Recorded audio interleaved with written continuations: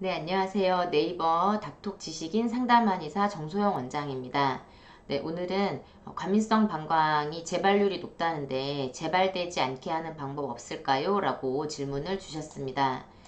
네, 과민성 방광은 방광이 과도하게 수축을 하면서 소변도 자주 마렵게 되고 참기 힘들고 그리고 심하게는 소변이 새는 유실금 증상까지 나타나는 그런 질환입니다. 그래서 현대의학적으로는 이 방광이 과도하게 수축하는 거를 차단하는 수축시키는 그 신경을 차단하는 항콜린제를 가지고 치료를 하는 것이 대부분입니다. 하지만 방광이 수축하는 그 근본 원인에 대한 치료가 아니라 수축을 시키는 그 신경만 딱 차단하는 것이기 때문에 이 차단하는 약이 빠지게 되면 다시 수축하는, 그래서 재발률이 굉장히 높은 질환입니다. 그래서 항콜린제가 효과가 있다면 평생 약을 먹어야 한다고 합니다.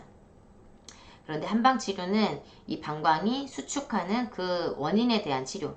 뭐냐면 방광의 저장 능력이 약해져서 방광이 과도하게 수축을 하는 거예요. 그러니까 나 저장할 림 없어요. 내보내주세요. 이제 하는 거기 때문에 방광을 이제 튼튼하게, 저장 능력을 튼튼하게 해주는 치료를 통해서 과민성 방광을 치료를 하게 됩니다.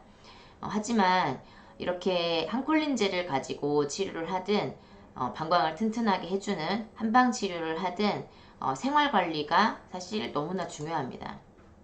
왜냐하면 최대한 튼튼하게 이렇게 해주는 쪽으로, 플러스가 되는 쪽으로 치료를 해 나간다고 해도 생활에서 자꾸 마이너스가 되는 부분이 많이 있다면 그 마이너스만큼 플러스가 더 많이 필요하게 되는 거죠. 그래서 이런 한방 치료를 하든 항콜린제 치료를 하든 마이너스가 생기지 않도록 생활 관리를 해주는 것이 너무나 중요합니다. 우리가 양방 항콜린제나 이런 양방 치료가 증상만 완화하는 것이기 때문에 재발이 잘 된다라고 이렇게 이야기하지만 사실 대부분의 그런 다른 질환에 대한 치료도 증상만 완화하는 경우가 많습니다. 그런데 증상만 완화해도 좋아지는 경우가 되게 많이 있어요. 왜냐하면 우리 몸은 스스로 낫고자 하는 그런 힘이 있기 때문에 우리 자연치유력이라고 하잖아요. 그래서 사실 생활관리만 잘 해준다면 항콜린제 같이 이렇게 증상만 완화하는 치료를 한다고 해도 생활관리가 잘 이루어진다면 재발되는 경우가 많이 줄어들 거라고 생각이 됩니다. 실제로 한방 치료를 받으러 내원하시는 분들의 90%가 이런 양방 치료를 받아도 낫지 않거나 부작용 때문에 치료를 할 수가 없거나 끊으니까 더 심해져서 오시는 그런 분들인데요. 그 분들 중에서 생활 관리를 하면서 약을 드셨던 분은 정말 드물었습니다. 그러니까 뭐냐면 약만 먹으라고 했지 이제 약을 먹어도 뭐 3개월, 6개월 이제 이렇게 먹어야지 효과를 본다. 그래서 약만 먹으라고 설명을 들었지 이런 생활 관리에 대해서 설명을 못 들었다는 거예요. 하지만 설명을 안 해줬을 거라고는 생각하지 않고요.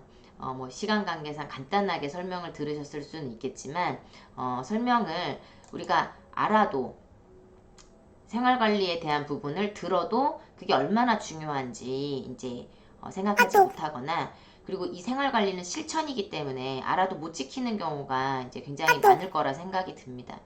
왜냐면 운동도 그렇잖아. 우리가 운동도 해야 된다는 거 알지만 실천을 못하는 경우들이 많은데, 우리가 PT 같은 운동을 하게 되면 PT를 해주는 이렇게 개인적인 이제 운동 관리를 해주는 그런 선생님들이 딱 붙게 되면 계속 잔소리를 하게 되고 이제 의지를 세워주고 세세하게 잘 몰랐던 부분까지 이제 가르쳐 주기 때문에 운동을 우리가 더 잘 할 수 있게 되는 것처럼, 우리가 한방 치료를 하는 것도 방광이 수축하는 그 원인에 대한 치료, 방광의 저장 능력을 튼튼하게 해주는 치료를 하는 부분도 있지만 이 생활 관리를 정말 중요하게 생각하고, 그래서 이 생활 관리를 더 꼼꼼하게 이렇게 관리를 해 나가기 때문에 더 좋은 치료율, 그리고 재발하지 않는 그런 치료 결과가 나오지 않나 생각이 듭니다.